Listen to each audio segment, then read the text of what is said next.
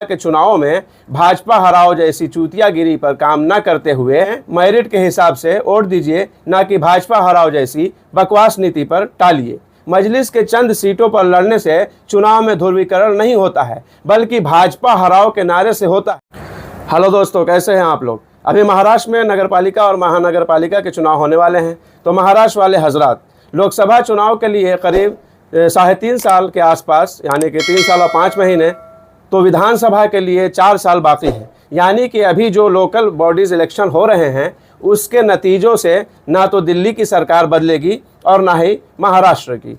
इसलिए इस नगरपालिका महानगरपालिका के चुनावों में भाजपा हराओ जैसी चूतियागिरी पर काम न करते हुए नगरपालिका महानगरपालिका और आपके इलाके के लिए जो लोग बेहतर काम कर सकते हैं उन्हें वोट दीजिए। अव्वल तो जहां जहां मजलिस के मजबूत उम्मीदवार हैं उनका भरपूर साथ दीजिए, और बाकी जगहों पर कांग्रेस, भाजपा, ठाकरे सेना, शिंदे सेना, बड़े पवार, छोटे पवार और वंचित बहुजन अघाड़ी, इनमें से किसी में भी सेक्युलर कम्युनल का भेदभाव न करते हुए ज़रूरत और मेरिट के हिसाब से वोट दीजिए। इस चुनाव में अजित पवार, एकनाथ शिंदे और भाजपा ने भी मुसलमानों का खूब उम्मीदवार उतारा है। सो इन्हें मेरिट के हिसाब से वोट दीजिए, ना कि भाजपा हराओ जैसी बकवास नीति पर टालिए। अजित पवार, एकनाथ शिंदे और भाजपा को भी इसलिए वोट देना है कि ये दल सत्ता में है और आपके कुछ नगर अध्यक्ष, नगर सेवक इन दलों से रहे तो आप इनके जरिए ऊपर की सत्ता तक अपनी मांगें पहुंचा सकते हैं। सत्ताधारी पदाधिकारी को ज़्यादा तवज्जो मिलती है बनिस्बत विरोधी दल के। नगर सेवक उस इलाके वार्ड के आधिकारिक प्रतिनिधि होते हैं जो वक्त आने पर पुलिस स्टेशन, आमदार, खासदार तक जाकर आपकी बात रख सकते हैं। इसलिए सत्ता तक पहुंच रखने वालों में, यानी सत्ताधारी खेमे में आपके वोटों से जीते हुए लोग भी होना बहुत ही ज़रूरी है। याद रखिए और खोपड़ी में बैठा लीजिए कि मुसलमान मजलिस की वजह से नहीं, बल्कि भाजपा हराओ की नीति से एक तरफ होकर अलग थलग पड़ गए हैं। मजलिस के चंद सीटों पर लड़ने से चुनाव में ध्रुवीकरण नहीं होता है, बल्कि भाजपा हराओ के नारे से होता है। और मुसलमानों की इस नीति का फ़ायदा फर्जी सेकुलर दल खूब उठाते हैं। लेकिन जब हिंदू मुस्लिम तनाव होता है तो ये लोग आपके पक्ष में नहीं आते, बल्कि छुपे तौर पर बहुसंख्यकों के खेमे में रहते हैं।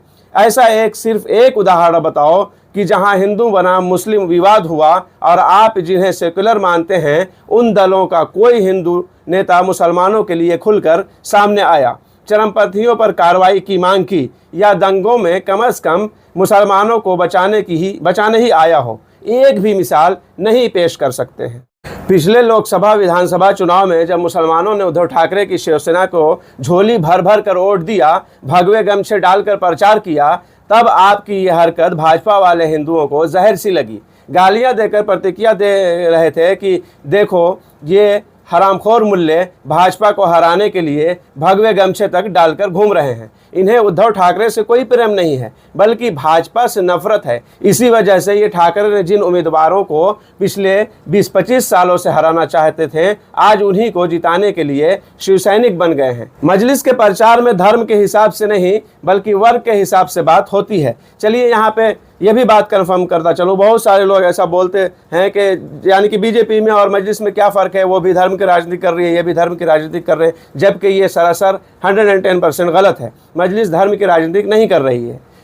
बात यहाँ पे वर्ग के हिसाब से होती है कि मराठों का नेता है, धनगरों का नेता है, दलितों का, ब्राह्मणों का, ठाकुरों का, सबका है, बस मुसलमानों का नहीं है। जबकि सेकुलरिज्म के चक्कर में फंसे मुसलमान बिना किसी मांग, बिना किसी मेरिट के बस भाजपा को हराने की जिद करते हैं। ये जाहिर है कि जब इस देश में मुसलमान जिद करेंगे कि भाजपा को हराना है, उसके काउंटर में हिंदू भी जिद करेंगे कि भाजपा को ही जिताना है। अल्पसंख्यकों और बहुसंख्यकों की जिद में किसकी जिद भारी पड़ेगी, ये हम देख ही रहे हैं। और इसके लिए किसी को विद्वान होना ज़रूरी नहीं है। आज भाजपा की सरकार भ्रष्ट, गलीज, बदतर लोगों को संरक्षण दे रही है, फ़ायदा पहुंचा रही है, क्योंकि वो लोग भले ही कैसे भी हों भाजपा के हित में आड़े नहीं आ रहे हैं। जबकि ईमान की दौलत से लबरेज मुसलमान भाजपा के निशाने पर हैं, इसलिए कि मुसलमानों का लक्ष्य सिर्फ भाजपा को हराना बन गया है। भाजपा को हराने की जिद आपकी क्रिया है और तमाम बुराइयों के बावजूद भाजपा का जीतना सामने वालों की प्रतिक्रिया। इसको समझना बहुत ही ज़रूरी है। इसलिए फालतू जिद से बाहर आओ, मेरिट पर वोट करो। चुनाव को हिंदू बनाम मुस्लिम नहीं होने देना है तो भाजपा गठबंधन को भी वोट दो, अपनी पहुंच पर पार्टी में रखो।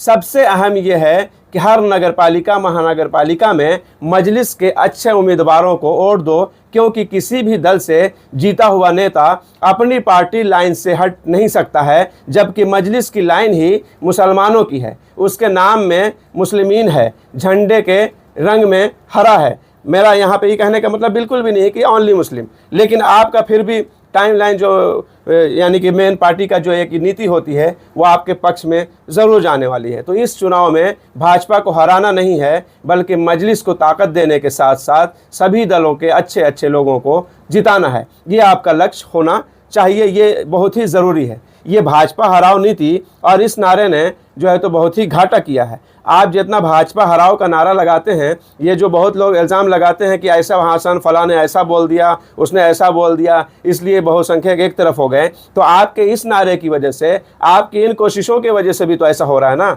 आप जहां नारा दे रहे हैं कि भाजपा हराओ, आप जो इस नीति पे काम कर रहे हैं भाजपा हराओ वाली, तो इसमें भाजपा का घाटा नहीं हो रहा है, भाजपा का फ़ायदा ही हो रहा है। इसलिए कि जितना भाजपा हराओ के जिद पे अड़े हुए हैं, उससे ज़्यादा कहीं सामने वाले उल्टे जिद पे आ जा रहे हैं, तो कहाँ फिर आपका ये वाला काम करेगा। इससे बेहतर यही है कि अपने अपने इलाके से, चाहे वो जिस भी पार्टी से हो, जो बेहतर लगे उसको वोट दे, ठीक है। लेकिन मैंने फिर बीच में भी कहा है वीडियो के, और भी बोल रहा हूँ कि जहाँ जहाँ मजलिस इत्तेहादुल मुस्लिमीन के कैंडिडेट हो, चाहे वो किसी भी मज़हब से ताल्लुक़ रखते हों, उनको जिताना बहुत ही ज़रूरी है। तो जहाँ जहाँ मजलिस के कैंडिडेट खड़े हों, मजलिस को ज़रूर वोट करें, ठीक है।